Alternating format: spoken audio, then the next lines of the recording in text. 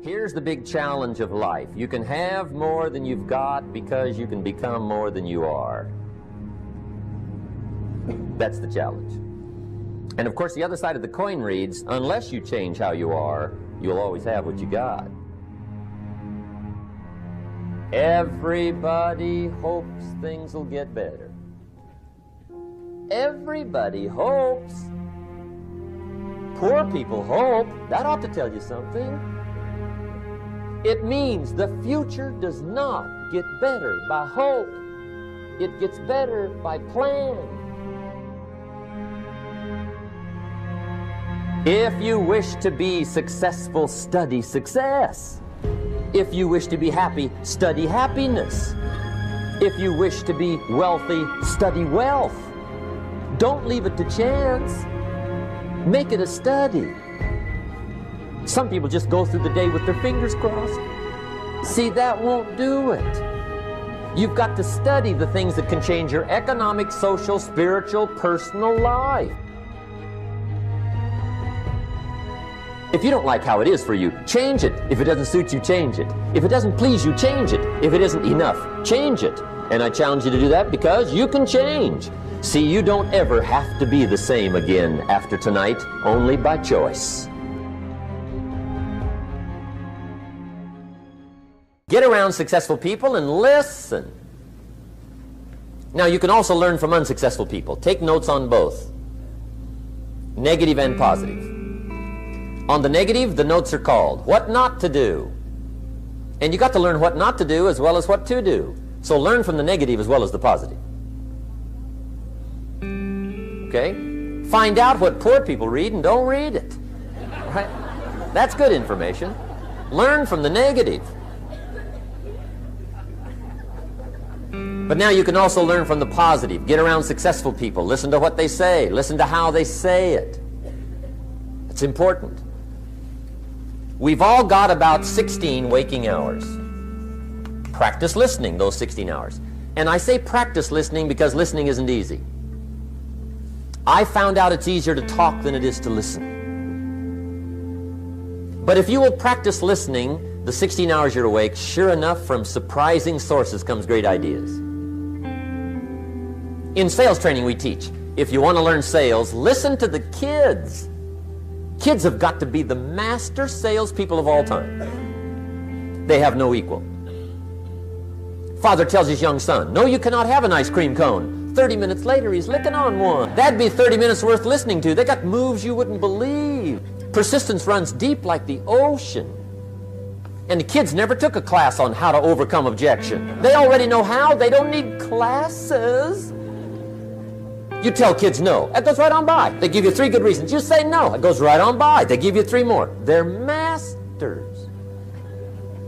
So listen and learn. Now here's some of the best advice I've got for the whole evening. It won't get any better than this. This is it.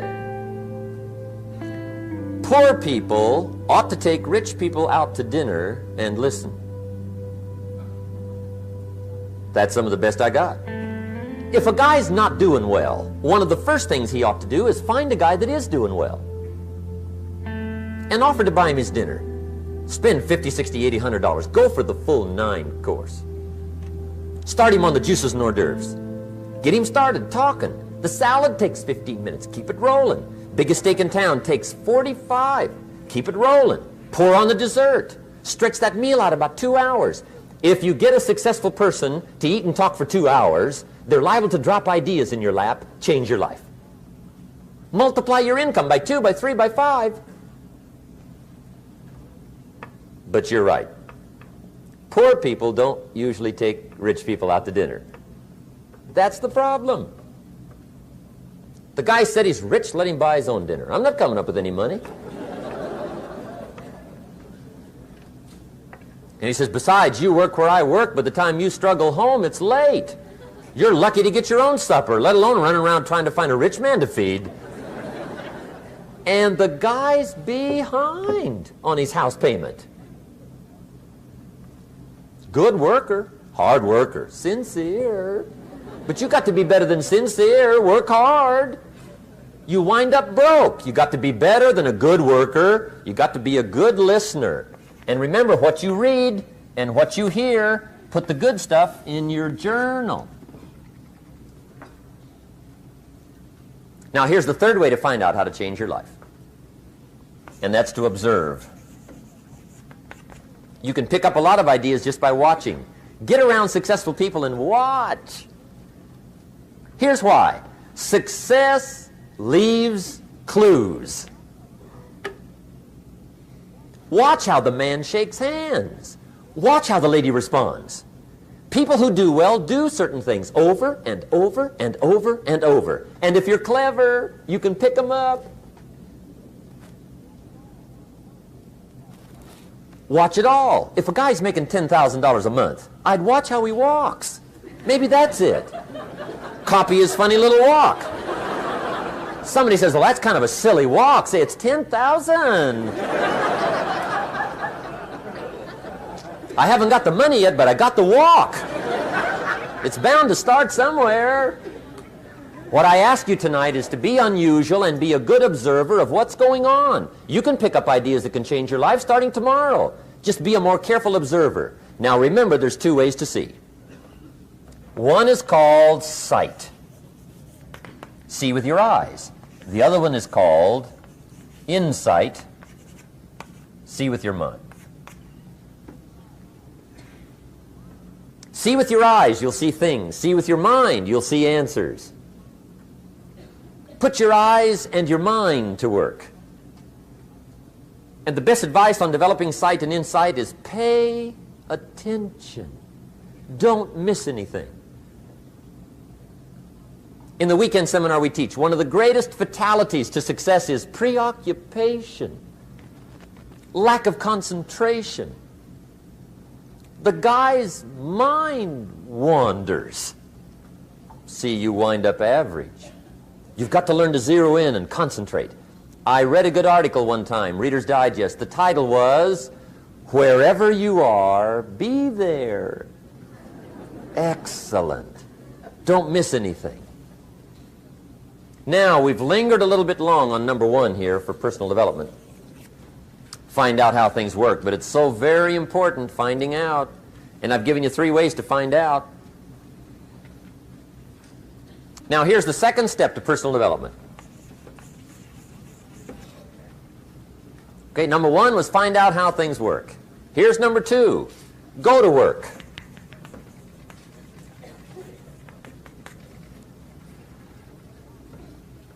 You must now take action on what you found out. In doing business around the world, we call it game plan. Put together your game plan. One of the major things we teach on the weekend seminars, game plans. How to game plan your office. If you're in sales, you need a game plan. Kids need a game plan. You need a home game plan, social game plan, a business game plan. Everybody needs game plans. Financial independence, game plan. Your investment, game plan. Don't think in your head. Put it on paper. Don't operate out of your mind. Operate from paper. I often ask somebody, what are you going to do the next 6 months? And somebody starts to tell me. I say, no, don't tell me. Show me. Show me your game plan for the next 6 months. Then I can look at things and maybe I can help. But you got to operate from paper. Put it on a game plan. Take action on what you found out. Now here's the best word I know of to go with action. Massive.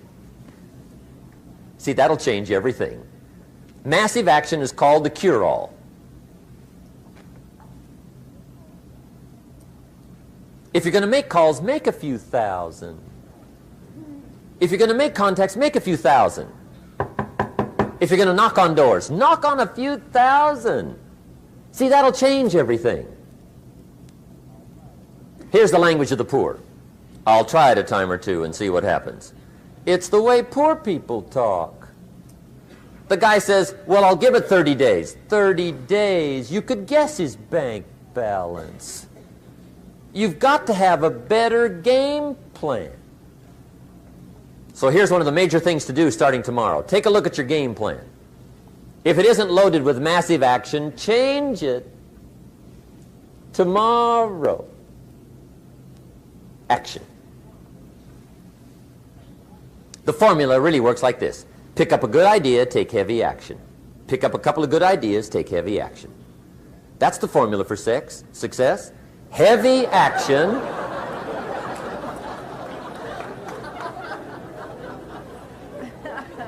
It's a good thing we can edit all this, right? The formula for success: take heavy action on a good idea. Right? That's the ratio. Now here's the key. Don't wait till you've learned 2,000 or 3,000 things. Because that way you'll use up all the time. And you could wind up smart and broke. And hey, it's okay to be dumb and broke. But if a guy's smart and broke, that's pitiful. Don't let your learning lead to knowledge. You'll become a fool. Let your learning lead to action. You can become wealthy. And there's many kinds of wealth. I understand that. Not just money. Money's one of the least of all values. I know some people with a lot of money that are very poor. Evita sings, "As for fortune and as for fame, they are illusions. They're not the solutions they promised to be." So there's all kinds of wealth, but to get a big share coming your way, you've got to have a heavy action game plan. Now here's the third step to personal development, and we'll wrap up personal development. Step number 3. It's just a little caution, and all through life we need little cautions. This one simply says, don't try to beat the system. Find out how it works, work it, but don't try to beat it. Some people learn just enough to start slicing it, shading it, thinning it, cutting corners, and looking for cheap answers. See, don't fall for that. You'll wind up with a cheap life. Find out how it works best and do it that way. Even though it seems to take a little longer, do it right. Don't compromise with right. Now, under this step, here's another key. Be a quick learner. Don't let it take long to teach you. Learn quick. Don't run at the wall too many times.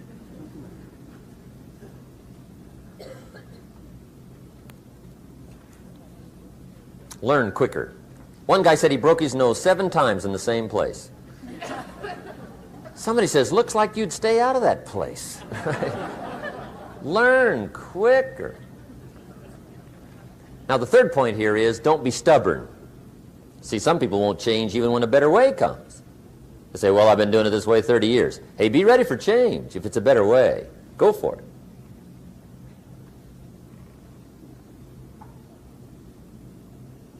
But don't try to beat it. Or you'll be like the guy that went to Las Vegas. He didn't have much money, so he didn't want to risk his money gambling. But he gets to Las Vegas and the jackpot bells are ringing, the money's flowing, the lights are flashing, and he can't help himself. He's got to gamble. But instead of gambling with his cash, he decides to play the mental gambling game. And the brilliant scheme he worked out goes like this. He'd pick a number like number 3. Mentally, he would bet a certain amount of money on the number. And whether it won or lost, he would jot down that amount in his little pad.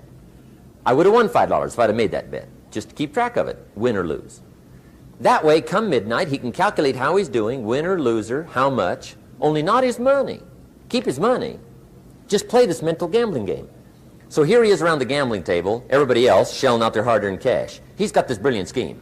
Instead of betting with his money, he's betting with his mind, and he lost his mind.